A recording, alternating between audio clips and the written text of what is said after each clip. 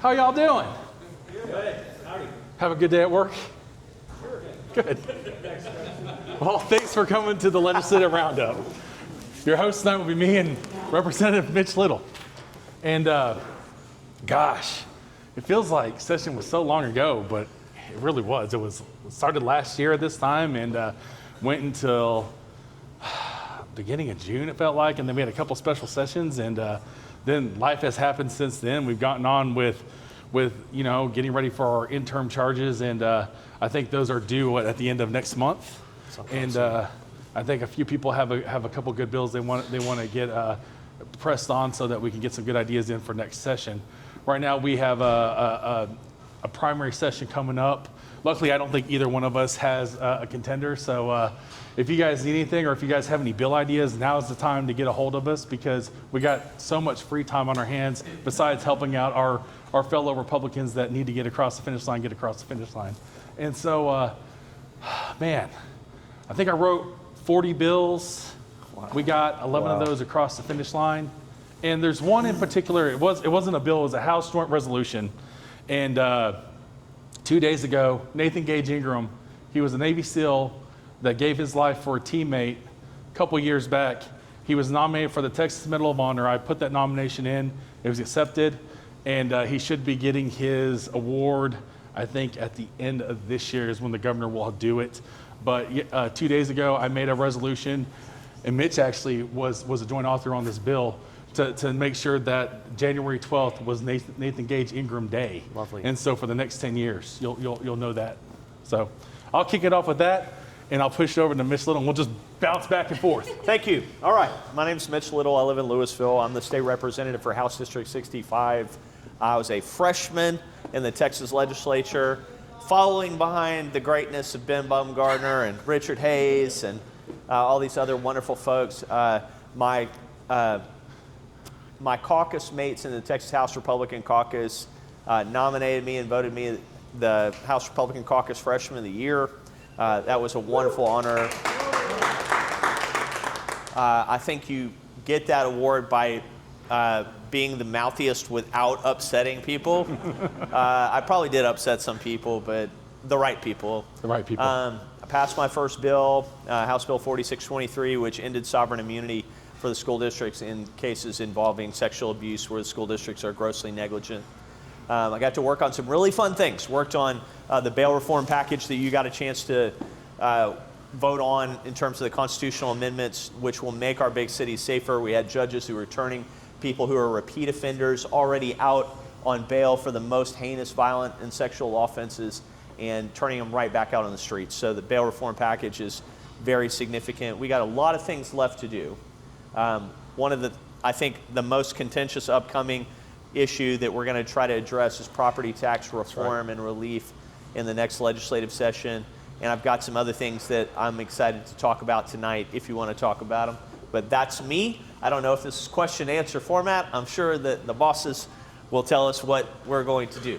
So I just want to say, your first bill on the House floor is customary that you get hazed, and Mitch had such an important bill that there was no hazing. Maybe it's kind of weird. It was very marginal. But it was mostly talking about the bill, and he actually had a full layout for his first time. My first bill that I laid out 2 sessions ago, it was a pretty important bill too. But I mean, it was a full haze. They blasted you. They blasted me. I mean, even Richard Hayes got in on it.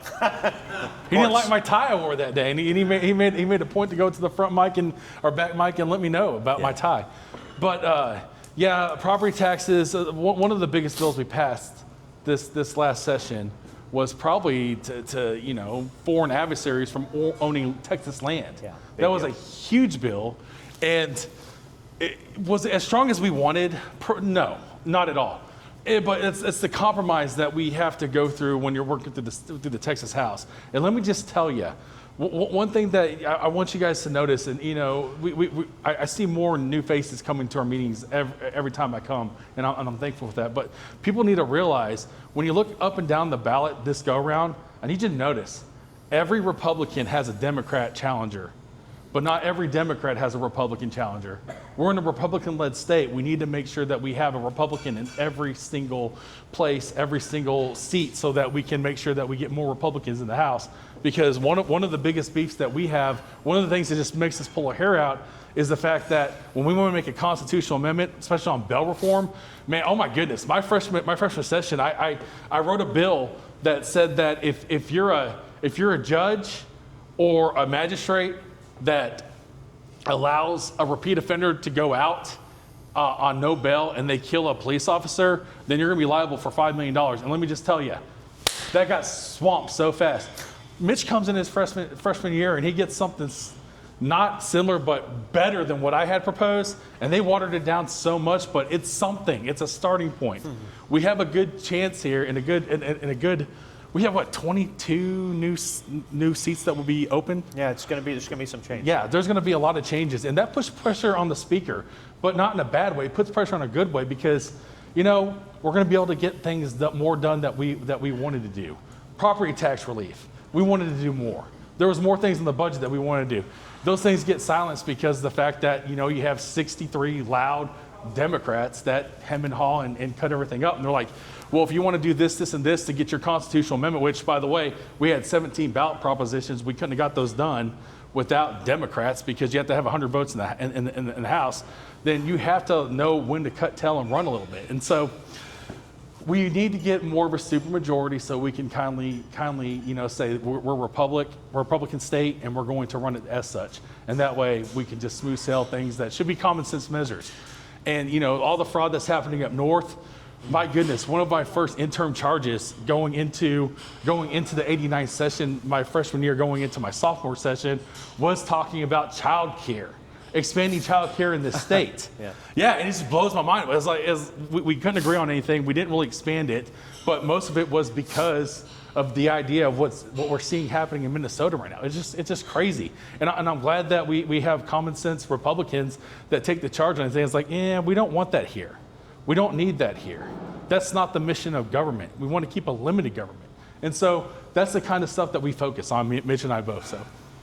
Yeah, I want to talk about a couple of things that I think are left undone that I think are significant. So Ben kind of gave you a survey of the direction the legislature is going as a whole. I think the things that we were able to pass in the 89th are indicative of the electoral results that you guys manifested between the 88th and the 89th. So there was a conservative resurgence that swept through with a lot of representatives. I was a part of that. Andy Hopper was a part of that. And when we got to the legislature and Speaker was replaced, so one of the major agenda items of the 89th was to replace Dade Phelan as Speaker. He was removed, or he basically bowed out 3 days before the legislative session was about to begin. It was the first contested speakership in many years. It's the first time in over 50 years there was a second round of voting in the Texas House for who's going to be the Speaker. Dustin Burrows was elected Speaker. A lot of people approached that with a lot of skepticism going, okay, well, what's this session going to be like? Is it going to be a war session where nothing gets done?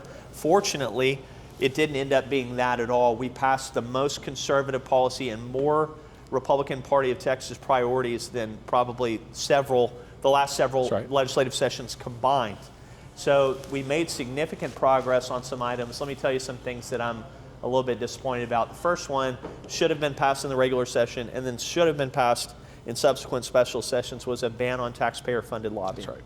So for you guys who are not aware of what taxpayer-funded lobbying is, it's when your local cities, towns, municipalities, taxing jurisdictions and authorities use taxpayer money to go out and hire a lobbyist to lobby us to convince us to keep everything the way that it is. That's right. That's a pretty kind of sick and broken system. There's untold millions of dollars that are spent in the Texas legislature, taxpayer money, to lobby us, to try to persuade us to keep the system the way it is. And Mays Middleton offered that bill in the Senate, passed the Senate with flying colors, comes over to the Texas House, and it dies. We can't even get it to the floor. It died in the State Affairs Committee. So for those of you who don't really understand how bills come to the floor, they get filed, they get heard in committee, and then the committee has to vote the bill out, has to come to the floor through the calendar, or for the calendar, through the calendars committee, so that we can have a chance to debate it and amend it or pass it or kill it on the floor. So state affairs has traditionally in Texas been the rhino choke point for which conservative policy is unable to pass. So if you look at the previous legislative session, the ban on Chinese land ownership in Texas died in the State Affairs Committee and never made it to the floor. This time we passed it, and it now actually is the strongest ban on foreign land ownership in the entire United States. I was fortunate enough to carry 3 of the amendments on the floor for that bill to strengthen the bill that came over from the Senate before it went to the governor's desk. It was very exciting. But we still have this choke point in the Texas House through the State Affairs Committee, and there are certain conservative policies that even centrist Republicans believe are just a bridge too far. One of those is taxpayer-funded lobbying, and I think we're going to pass that this next session, depending on who we can get representation-wise in the Texas House. The next thing that was shocking to me as a freshman legislator was how few people control the budget in the state of Texas. Right. You would be amazed that there are only a handful of people in the state of Texas who matter when it comes to putting together the budget of the entire state. So when the topic of tax relief came to the floor, we were dealing with the business personal property tax exemption. Morgan Meyer from Dallas was carrying the bill. He's a Republican. Wes Verdell and I came to his desk and said, okay, you're raising the business personal property tax exemption to $100,000. So for those of you who don't know a lot about business personal property tax, tables and chairs in any kind of business location are taxed at their value on a depreciation schedule. This restaurant is paying tax on stuff they already bought, and that is being depreciated right in front of us. So Wes and I came to Morgan Meyer and said, hey, would you consider an amendment to increase the business personal property tax exemption to, I don't know, it's $200,000, or it may have been $250,000. It's $250,000.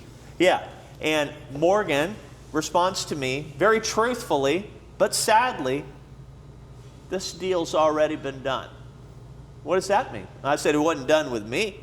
So who did the deal get done with? Well, this deal is negotiated between the governor and lieutenant governor and Senator Huffman, who's on Senator Finance, and me. There's about 4 or 5 people in the room. I said, well, I didn't negotiate that deal. So Wes and I both, or I think Wes ended up carrying the amendment. We both filed amendments, and then Wes carried the amendment on the floor. And the process is that the few people who are in charge, among the chairman, the speaker, and the Texas House, the speaker doesn't weigh in on this, is Chairman Meyer gets up carrying his bill, and he says, this is a highly negotiated bill, and I'm going to oppose this amendment. And that's all certain people needed to hear. It's highly negotiated by very important people. Well, I'm going to vote no on this amendment. And so your tax relief, all the property tax relief you will get as a business owner or homeowner, is in the hands of just a few people. And I will say, until it's not. Until you change the identity of those people.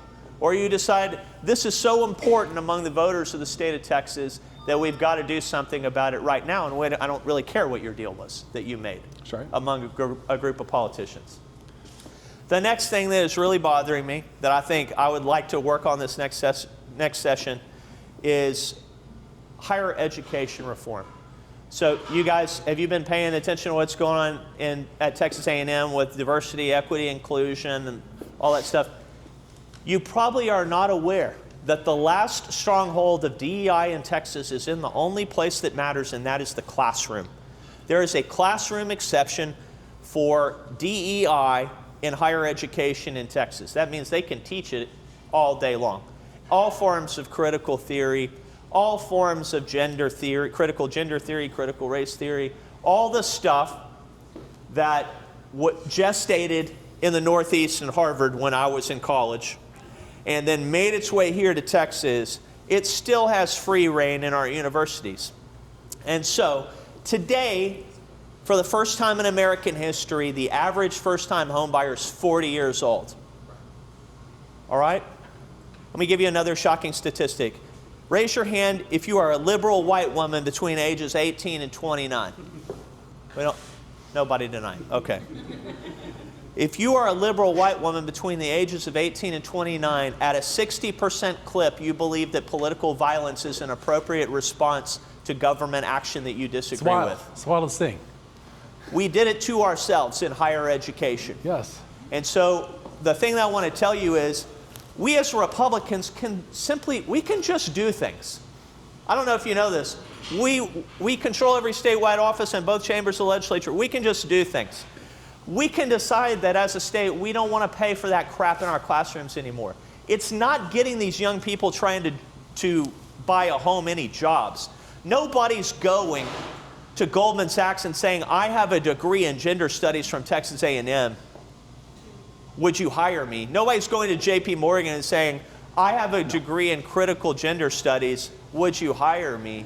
It's just not, that's not a thing. So we can simply decide that we as a state don't want to promulgate this anymore. It's actually making us weaker, and it's harming our young people. So my suggestion is that we just go, I'm not paying for that crap anymore. If you want to study it, I don't know, go to Baylor. Go to Harvard. Go to Berkeley if you want to study that stuff. We're not paying for it anymore. That's right. So there's a lot of things that is left for Ben and I to do, and I don't know, we're open to your ideas. I would propose that if you're going to go to convention, you're going to go to RPT convention this year, or you're going to work or vote on legislative priorities, make higher education reform one of those things. Please, because it's definitely going to be at the top of our list. And one of the biggest local issues, and Mitch is dealing it with the Salina ISD, and he's also dealing it with here back at home with Marcus and with LISD, but I never thought in a million years I'd have to go back in and say, hey, we need to look at how we treat hazing and bullying in our schools because our schools aren't doing enough. I don't know if you guys saw the video about a month ago about the Marcus kid who he was offensive lineman for Marcus High School. He at a team dinner, he was corralled by his teammates, locked into a garage. He was stripped down to his underwear, and he was shot with a pellet gun over 40 times. And they videotaped it, put it on Snapchat, and it got out there. And when it made the news, my first call, I first saw it at 10 o'clock at night on a Tuesday. And my first reaction was I picked up my phone and texted Dr. Lori Rapp, and I said, what's going on with this? I just saw this on the news. What are y'all doing? Don't worry, it's been handled. Now, when I think, oh, don't worry, it's been handled, I'm thinking kids got kicked off the football team. I'm thinking coaches got fired. I'm thinking that, it's all good. No, everybody still has their jobs. Those kids were sent to 30 days of our alternative school, and they're all back within the general population. And guess what? Dad called me last night, said that son was bullied so hard that he quit the football team. His senior year is next year. They're not doing anything to protect this kid from his bullies or his assailants. The head coach still has a job. The offensive line coach still has a job. Mitch and I both played college football. We both played high school football. We all know that the culture starts with your coaches.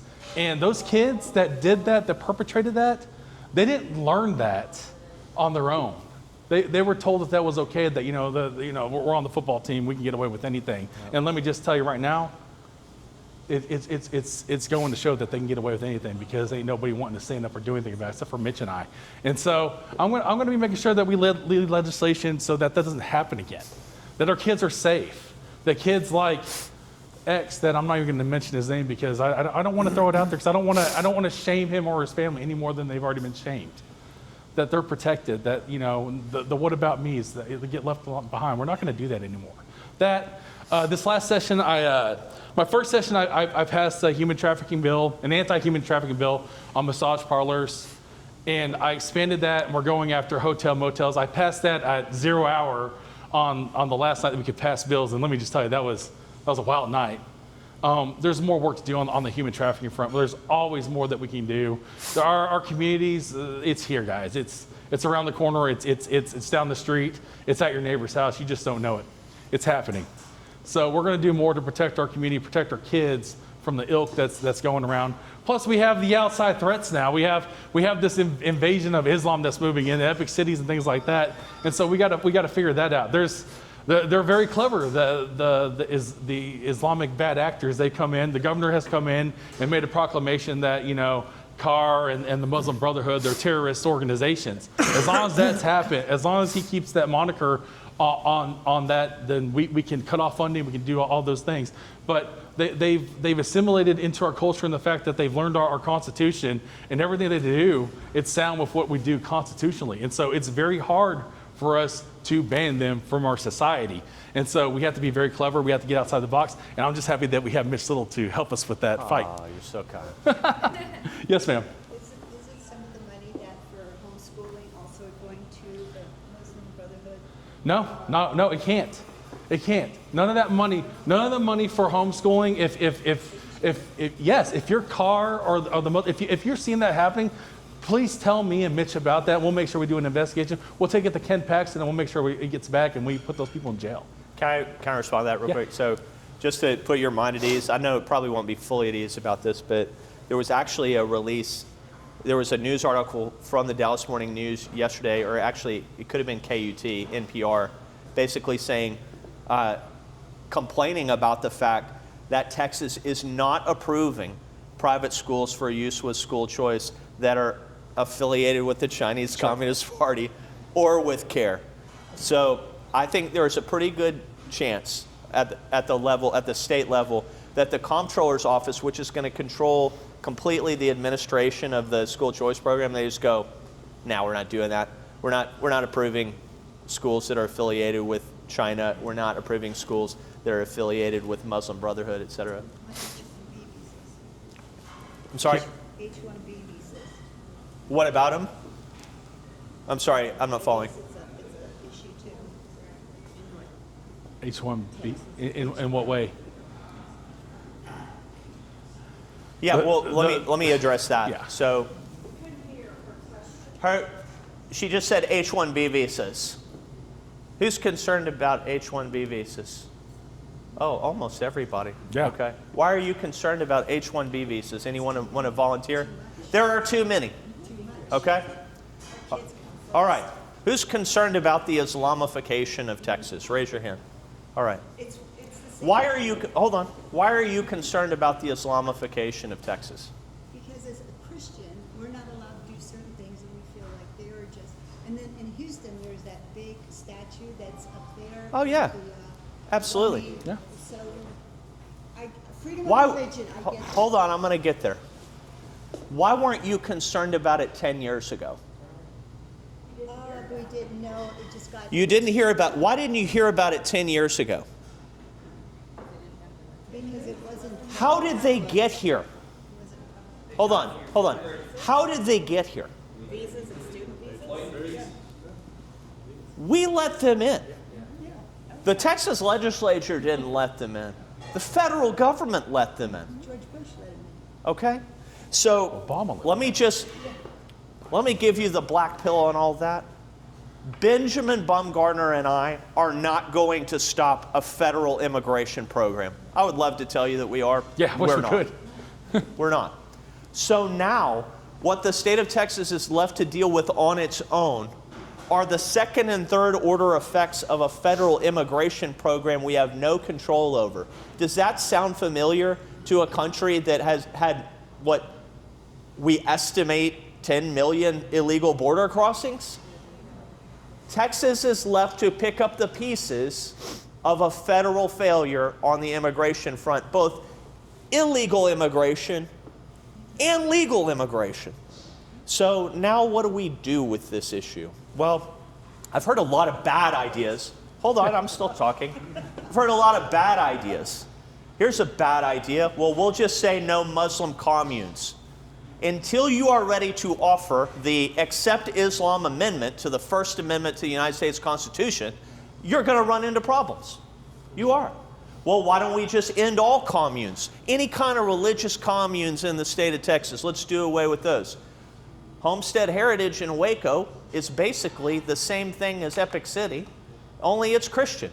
We have a community of Mennonites in West Texas that operate almost the same format. So we're going to get rid of them too? You're like, well, no, I don't want to do that. So what are we going to do? I'm asking you, what are we going to do? Well, what has begun is the Attorney General has sued Epic City for violations of the security laws. So maybe we can stop it through lawfare. The Democrats did that to us on a number of fronts over the last decade. Why don't we just do that? It has its limits. So until you are willing to say, that's enough, no, we're not inviting more of you over here to take American jobs, you're pushing a rock up a hill that you will never get to the top. So I propose to you simply the reality of that. I don't have a simple answer for you on the Islamification of Texas, and I will tell you, certain Republicans will say they do. Oh, I've got the answer. I'm going to fix it. Beware the person selling simple solutions to complex problems that we didn't create, okay? That's my encouragement / discouragement to you about that topic. We moved into the question and answer format of this. I guess so. I mean, it's already come to that. All right. I'm okay with this. Judge. I have a bail reform question. So I've looked at it. I don't magistrate in my position. I can, but I don't. Yeah. Magistrate court. So I think it's chapter 17 that there's a time frame when the state's not ready. 15 days on a Class B, 30 days on a Class A, 90 on any felony. If they're not ready, the defendant is entitled to a bond reduction or PR bond. I can, for our county, that's where mainly I practice. It is. I would probably do between 75 and 100 of those bond reduction and PR bond motions in any given year because our DA's office is consistently not prepared. Yes. One of the guys. So the question I'm getting to is. Is there anything that y'all are looking at to do because we want to hold the judges accountable when they let people out, to hold the district attorneys accountable when they are not prepared for trial and these people are getting major bond reductions or PR bonds because it happens, specifically our county. I can tell you anecdotally around the state, specifically here because that's where I practice. Is there any look at doing something like that to one, help a magistrate, or it would be a magistrate that is being presented these in a district attorney's office that is continually and persistently not ready and not getting these cases filed? Man, that's a heavy topic. So let me just start with, it hasn't been proposed to us that your hand is being forced to reduce bonds or give people PR bonds based on the lack of readiness of the DA's office. That was not the major public safety concern. So somebody who's got, let's say, a $5,000 theft, they don't fall within the ambit of the constitutional amendment we did for bail reform. Because our concern, we had this topic, sit around the table with the governor and his lawyers and the state reps and everybody who's engaged in the topic, and it's like, we don't want the jails to be completely full of people that should be out and are not a danger to society. So what we did was we cabined the bail reform to the most violent offenses, continuous sexual abuse of a child, serial rape, murder, aggravated assault with a deadly weapon, with the use of a firearm. Like what I colloquially began referring to as the Abbott 9 offenses. Somebody's out on bail for one of the Abbott 9 offenses, and they commit or alleged to commit another Abbott 9 offenses, you're either the most unlucky son of a bitch in the world or you're a serious danger to society. And so the purpose of the bail reform was to deny bail to those persons who are very clearly an ongoing risk to public safety or a flight risk. So the one that this was a different police officer got stabbed because of this guy. So he was in our... The police officer got stabbed? Yes, after he was released on a PR bond. That Dude, I got him. What was the first offense? You remember? So he was in our jail for Class A assault. Yeah. He was also on bond, and that was helped by the county's talking. Yes. He had a sex assault case in another county. Oh, goodness. But I was not aware of it. I don't get NCIC, TCIC records. So I do my 90, so there was a Class A, so my 30-day hits, I have to do, as a defense attorney, I have to do it. So I present the motion, he gets a PR bond, he is released. After he gets gets released 5-10 days. The other county learns about the new assault case. They yank his bond. They're going to the homeless encampment there in Denton. Yeah. And officer gets stuck. Now, luckily, he did not get injured. He was wearing protective gear, but then he was arrested on aggravated assault of a peace officer. But It's really messed up. it But really is. And so your hands are tied by statute. Mine are. Well, I was the defense attorney, so Oh, I yeah. have to do my job. Yeah, of course. But judge's job. The issue with that statute, and so what most counties do is they take that statute, which allows a bond reduction, and the magistrates are giving PR bond, and the defense attorneys know that they're going to give a PR bond, so they're going to ask for a PR bond. When it should, you're only entitled to a bond reduction or PR bond. Yep. And so, and again, if our DA's office was ready on a Class A misdemeanor to get something filed in 30 days, is not unacceptable. I want to circle back. I want to circle back on this. This is a really good idea. Yeah. The DA's Association should be driving something like that, especially if it's their fault and people are getting back out on the street and they're committing other offenses. So put a pin in that. I would like to. There's a bill remember idea that. for next session. Great bill idea. Right there. Yeah, Andrew. Yeah, Mitch and Ben, serving on a school board, we're lucky in South Lake. We have a 7-0 conservative school board. We've been doing a lot of great things, both culturally and financially. That's right. But a lot of boards are not like that, right? In conversations with Chairman George, I know it's going to be on the RPT, and that is to have partisan local elections. Uh-huh. I personally think we have to take the mask off of local elections. People who say they are one thing, but they get in and they do whatever, Yep. either financially or culturally. From what I understand, there are votes to get this through. Will you guys support it? And I would love to know what your thoughts are, because I think it could be the most consequential thing in Save Texas, grassroots. Absolutely. Yeah. Well, let me just. I'm not going to speak for Ben because I don't know what Ben thinks about this bit. No, I'm with you on this, and it's past the time that that local elections are nonpartisan. We're way past that, and if you're in a position where you're spending taxpayer money, I want more of a Republican mindset than a liberal mindset at that level.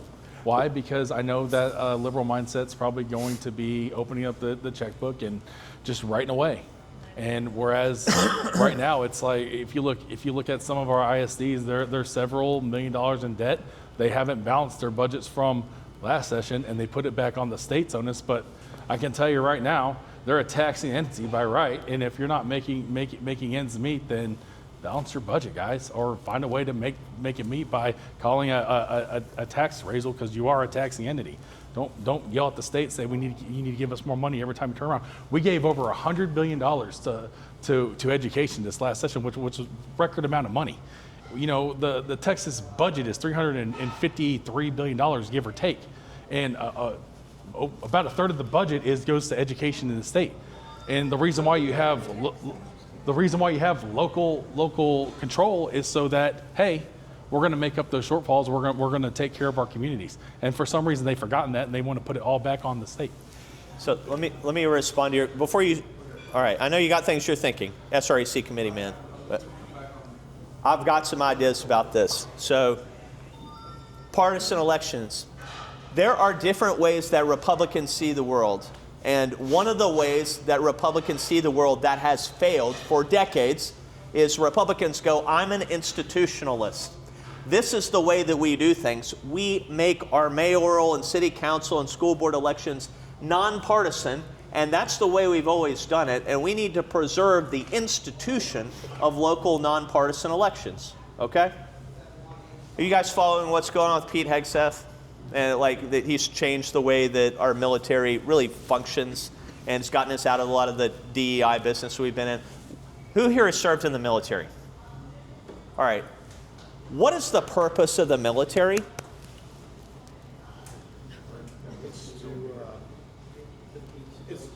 To kill people and break their stuff, right? And Pete Hegseth has said, we're going to return to lethality. Killing people and breaking their stuff. All right, we're out of the DEI business. So I'm going to argue by analogy, which is one of the weakest forms of argument, but this is the one that I tend to like the most. If you are a party what is the purpose of a party? To defeat our opponents who are running against us and to break their institutions. Okay? One of the reasons elections in the legislature are such a red line, and the reason we get absolute dog water bills out of the election committee in the Texas House, are elections are a red line for the Democrats. They go, we don't want those elections to be partisan because we eat around the edges and we win those elections. While the Republicans are sleeping back home thinking about how great it is for Donald Trump to be the President of the United States, we're going to go sneak in here and win the school board elections and the state board of education elections. Well, not those, because those are on our schedule, but the mayoral and city council elections. We're going to go win those. We're going to win the water district elections. And that's how they win those institutions and capture them. So how do you defeat them? We beat their politicians and break their institutions by making them expose who they are and say, you know what? I know what you are. You know what you are. Slate up and run against a Republican like everybody else. So straightforward. And then we know who everyone is. Right? Simple. David, you were going to say. Well, I have a question, but I have a comment on partisan elections. And so partisan elections we can't even have partisan primaries. We can't even get closed primary bills that allow Republicans to choose Republican ballot people through the House and the Senate. We have 4 bills, all of them died in committees. Somebody's got to get where we can have partisan elections before we're ever going to be able to get partisan elections spread around. Close the primaries first, and then talk about closing your local and city and Another thing, I think a part of that was moving all of those to November. We, because you guys voted that, we did as a school district, we did move ours to November. Yeah. Right? Because I just think the May elections are created by Democrats. Guys, we had this bill in the House. We had the bill. Let's move the elections. Let's move. The Democrats throw the kitchen sink at that problem, and will do it until the cows come home. I'm telling you, this is a red line for them. The Democrats have certain red lines. Elections, illegal immigration because they can cheat, abortion because they really like killing babies, and gender. Those are the 4 red lines. You touch, it's like you remember playing Operation when you were a kid? You touch the sides, they go nuts. And they went nuts on those issues the whole time. So if there was a lot of Democrat chubbing on a bill, chances are it had to do with one of those topics. Can I ask about, since they took away the ability for towns to annex and growth to happen the way it's always happened in delivery of services, the counties now are having to do a lot of the work of managing growth that they haven't had to do in the past.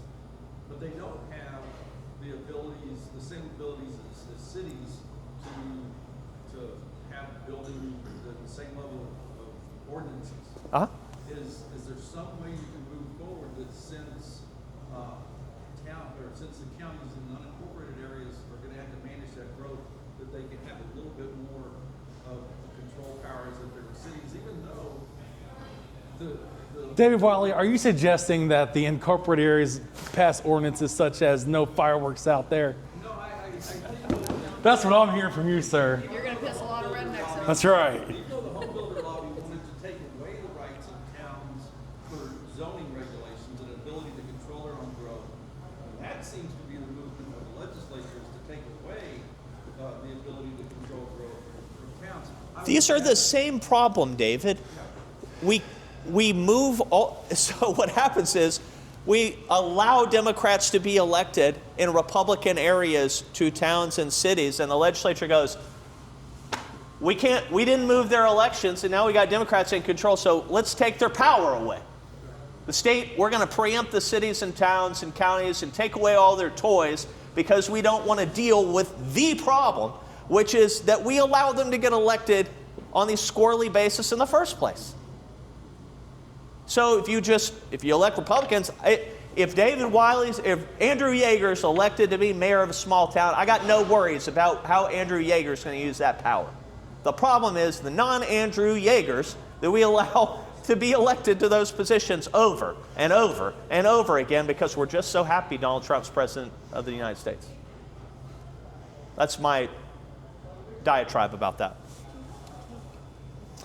I know of one issue where out in the Denton County ETJ, where there was a new subdivision built, and right next door was an empty vacant lot, and they turned it into like a truck rest stop where they go and they just run their diesel trucks all day long, and people were actually writing Andy Eads about it, County Judge Andy Eads about it. We're writing, I think, Mayor Justin about it, and then I was getting emails about it too. But it's just one of those weird sticky wickets. And should we take a look at it? Probably. With as much growth that's happening in our state, we should probably take a look at it and figure out to make a right out of a wrong. Because you move into an area, you move into your home, and the last thing you ever expect is a tractor trailer rest stop where they're going to be running their generators all night long, and you got to listen to that. You got to listen to 50 trucks purring all night long while you're trying to get some rest and you're trying to get the family to sleep. So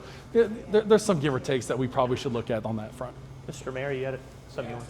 First of all, the property taxes, you all were able to cut on this thing. That was great. One committee that Greg Abbott, Richard Hayes is sponsoring to look at eliminating school taxes being funded by property taxes. Yeah. And moving more to a consumption tax or something from the schools. Is there any traction? Is that so young now that we're waiting for a couple sessions before we see that? Have y'all heard anything? Oh, there's It's a 60% reduction in our property taxes in Northwest ISD, where they passed a $2 billion bond and came back around for another $60 million because they didn't get enough.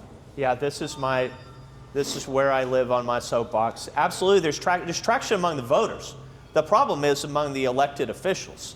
Is there sufficient traction to actually do something about the problem? And so one of the things, obviously, that's been proposed that you mentioned is a consumption tax. But I actually had a long call with my father yesterday. My father was one of the first property tax consultants registered in the state of Texas. Okay? The people you can go and protest on someone else's behalf, your property taxes. He was one of the first people registered when that came into the code.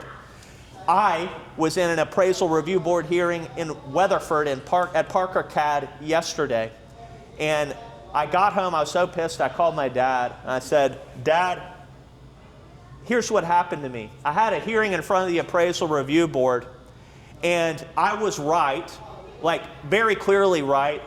The appraiser at the appraisal district couldn't deny that I was right, and these 3 retired people on the appraisal review board go, I'm not an accountant, I'm not a lawyer, I don't know what to do, so we're going to do nothing. No change to the account. So I tell you that story to say, I don't think that the system we've promulgated in Texas is still working the way that it should work. And everyone is feeding at the trough. Attorneys, accountants, property tax consultants, the school districts, the municipalities and towns. And now the voters are, now that you're paying the largest check, you're writing the largest checks you've ever written, you go, I don't want you to have the trough anymore. All of you guys, and the attorneys and accountants and property tax consultants are going, the trough looks just fine to me. I don't think you should change anything. And so at the state level, we could say, we want reform in the process. We don't want you reappraising the property every single year and growing the tax base regardless of how the rate happens at the county level.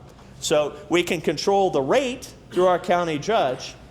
We can't control the values that are promulgated by the appraisal district. We damn sure can't control how much the school districts borrow, because it only takes a naked majority to borrow as much money as they want to borrow. And all of those bonds are being promoted, lobbied on behalf of by PACs that are funded by architects, construction companies, lawyers, etc. Everyone is feeding at the trough except us, the people who are doing the voting. And so at some point, we have to control all the levers. This is why the lever speech that I've given over and over again. We have to control the appraisal process. We have to control the school district's ability to borrow. We've got to control the rate. And we've got to control how and what's happening rate-wise at all these other municipalities and towns who are trying to feed at the same property tax trough. That is a complex problem. So it's going to take all hands on deck to get a hold of all the levers. And if you don't get them all, the system will continue to grow, because they'll grow it through borrowing. They'll grow it through appraisal. They'll grow it through the rate. This is not easy stuff. We have to stare down the problem. You know, I don't know if it was it may have been Albert Einstein who said this. I can't remember. He says, like, if you give me a really complex problem to solve and you give me 2 hours, I'm going to spend the first hour and 50 minutes figuring out what the problem is. Diagnosing the problem. This is a very complex problem with a lot of people participating in it. And so when you see the governor's proposal, which he's got a lot of good ideas, sincerely does, about how to slow, the first thing you've got to do to solve the infection is you've got to stop the growth of the infection. So we got to stop the continued reappraisal and growth of the base so that we can divorce ourselves from it at some point in the future. But it's already too late with that because they've already maxed out the values. Not even close. It can get so much bigger. So much more. Right now, It can get so much bigger. Are you talking about houses? I'm talking about houses. Okay. Because right now, if you say, Do you have a second house? no, Do you have an apartment building or an office building? No. They grow without limit. okay, well, I'm just talking about my primary residence Yep. because y'all said it was the biggest tax cut ever. Well, my I didn't say that. Maybe you Let didn't, me but never be other quoted as people saying did. that. Other legislatures said it, and my taxes went up. It's bullshit. And I mean, I look back, I've lived in different areas of Dallas-Fort Worth, but this house I've lived in 17 years. And I remember moving into the house and looking at what the sale price was versus what the Denton CAD had. And I remember asking an accountant friend of mine at the time, I'm like, why Yes, are ma'am. the values so low at Denton CAD versus the sale price? Yep. And he was like, oh, that's just how it is here. Well, what happened in the last 5-6 years that the property values have been increased constantly? Because it wasn't like You have an that. automatic 10% permissible increase to your Yes, I homestead know, every it year. never Yep. happened before, and it could have. Yes, Like, ma'am. It wasn't happening. They're going to grow the base. If you don't But control it- the levers, but they're it going to grow the just base. started happening in the last 5 years. Certainly Oh, picked up. no. My bill did. It's been going on since the 10s. Yeah, well, from my experience, looking at what I paid it- Sure. the last 17 years, Basically it's says the whatever last you purchase your house 5 years has for, been a it huge can never be more than And we realize that we're working on Yeah, it. and the people like my age and the late Yes. Baby 50s, numbers, if you paid like, 400, it can you never be know, more than we're 500. screwed. It doesn't matter if all When your we hit neighbors are a 65, million now. our Okay. business There is is traction to that. It's not Have like you I heard turned that? 65. Okay, Please don't tell me so that's not this is, 42 and hold I on a can't lock second. in for a long time. This is an important question. So Mayor Clark's question was, have you heard about this proposal to not let the value of the property grow more than 20% beyond what you paid for it? That's exactly what they did in California. And what the opponents of that bill will say is, you're going to end up Californiaizing Texas and we're going to be out of money. There are two sides to that coin. If you are going to do that to limit the growth of the property tax system, government can't grow anymore. Because what California did is they go, we're going to lock up our values at the purchase price. It can never be more than that. You're never going to pay property tax on anything more than the purchase price. And then they kept growing government. So government operates at a massive deficit in California. And so you're like, okay, well, we're not going to have that problem. Republicans are in charge in Texas, right? Government grows at almost the same rate here as it does there.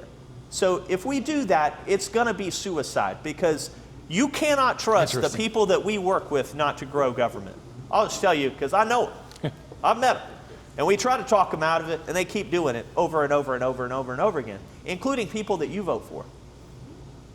And you will vote for. That's right. So the other side of this property tax equation was the lieutenant governor's proposal. And the lieutenant governor does not want to change the property tax system in Texas. What he has proposed is his double nickel plan where he's going to take the homestead exemption for you guys who are on and over 65. If you're over 65, I'm going to take that and I'm going to lower it to 55. And why is he going to do that? Because people over 55 vote, boy. So we're going to take your property taxes down because you vote. Does that help us solve the problem that the first-time average home buyer in the state of Texas, in the United States, is 40 years old for the first time in American history? No, it doesn't. No, it doesn't. No, it doesn't. So I would just say this is a complex problem. You're on an important committee. It's a complex problem. Beware the person selling simple solutions to complex problems, because it's going to take all hands on deck, and all these systems are going to have to be addressed if you want to meaningfully address the problem. So that's my thought on that. Are we okay on time? I think we are at time. If we have 2 minutes, what, last question? Just think to that same thing of housing affordability. Is there a way to incentivize starter home building around here? I mean, you can, but here's the problem. Here's the problem. Every time you incentivize, you're spending more taxpayer money that, you know, we claim that we don't have. And affordability is such a subjective term. What you can afford in this area, you might not be able to afford down in the Woodlands, or you might not be able to afford in you know, Highland Park. So, I mean, how do you define affordability? Sure. 2 years. Yeah. He can't live anywhere near me. Right. That part. No, I'm with you on that. And I want him to get equity. I don't want him to be in some $2,500 a month, 400 Right. square foot apartment.